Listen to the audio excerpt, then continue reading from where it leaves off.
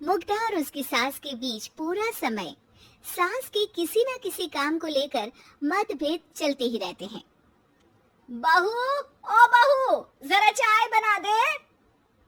मुग्धा चाय लेकर आती है। ये लीजिए, और कुछ चाहिए? अरे नहीं, बस चाय पीने का मन था। जाओ, तुम दूसरा काम करो। चाय पीने के थोड़ी देर बाद सास दोबारा मुग्धा को आवाज लगाती है।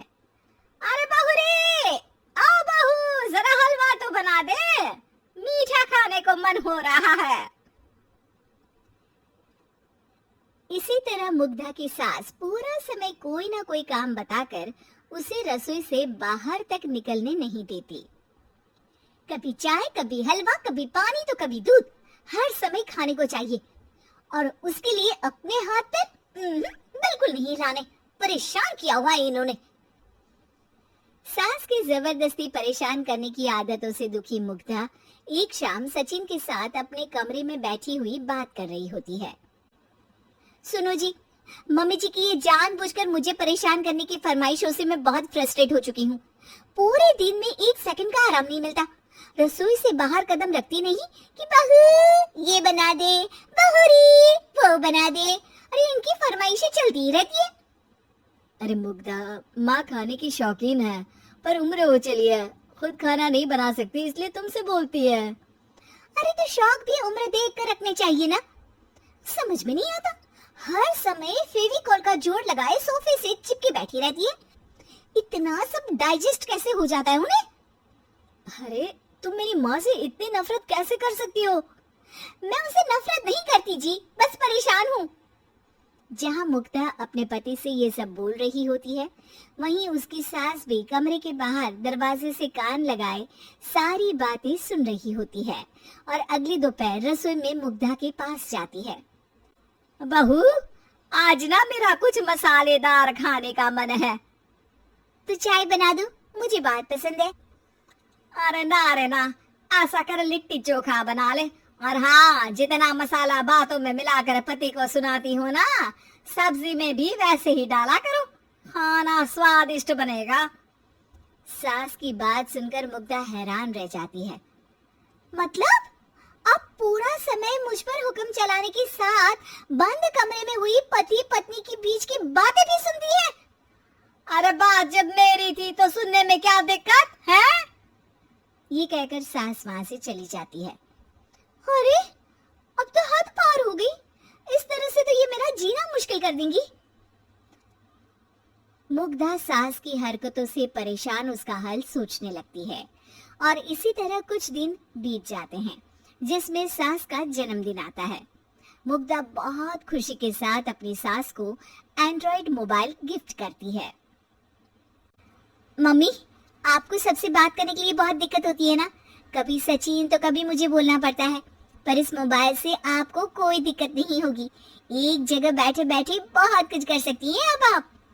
मोबाइल देख सासू माँ खुश हो जाती है, पर उसे इस्तेमाल करना तो आता नहीं, इसलिए साइड में रख देती है। जिसे देख मुग्धा घर का सारा काम छोड़ मोबाइल सेट कर सास को इस्तेमाल करना सिखाने लगती है, जिसके बाद अब सास पूरा समय मोबाइल में ही लगी रहती है। हाय, जब से मम्मी को मोबाइल मिला है मेरी लाइफ में कितनी शांति आई है। अच्छा है, इसी तरह बिजी रहे तो मैं भी सुकून की जिंदगी जी पाऊंगी। अब मुग्धा जब मन करे काम करना, जैसा चाहे वैसा खाना बनाकर खाना, पूरा समय रिलैक्स और खुश रहने लगती है।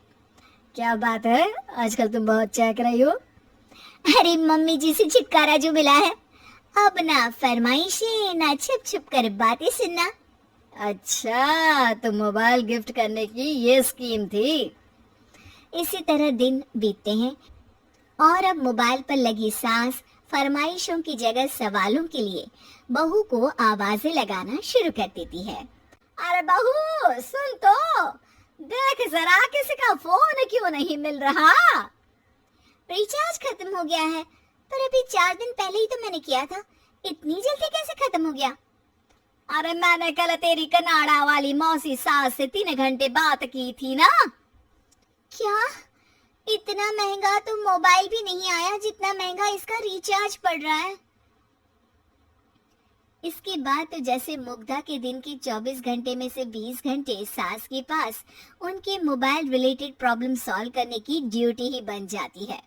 अरे मुग्धा, ये मोबाइल में अचानक तेरी मौसी सास की शक्ल क्यों दिखने लगी और ये तो हिल भी रही है? मम्मी, ये गूगल डुओ का वीडियो कॉल है, इसमें आप बात करने के साथ एक दूसरे की शक्ल भी देख सकती हो। अच्छा, ये तूने मुझे पहले क्यों नहीं बताया? अब बताने के लिए पहले नहीं बताया।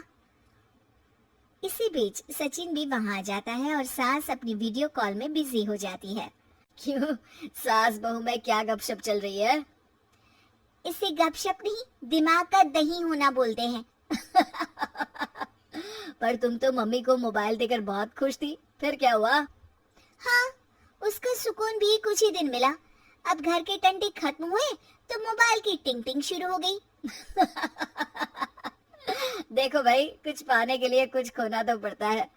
आखिर तुमने मोबाइल अपने फायदे के लिए ही तो दिया है, तो फिर सवालों के जवाब भी देने पड़ेंगे, क्योंकि जब तक उनके हाथ में ये फुंथरू रहेगा, तुम्हारी लाइफ में प्राइवेसी और सुकून रहेंगे।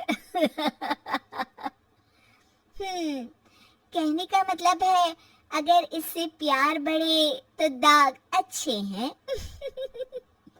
अरे मुझे पहले दिन से ही पता है मोबाइल किस मकसद से दिया गया है। भूलो मत, इससे पहले मैं बातें ही सुनती थी। सास की ये बात सुनकर मुग्धा शॉक में और सचिन हंसता रह जाता है।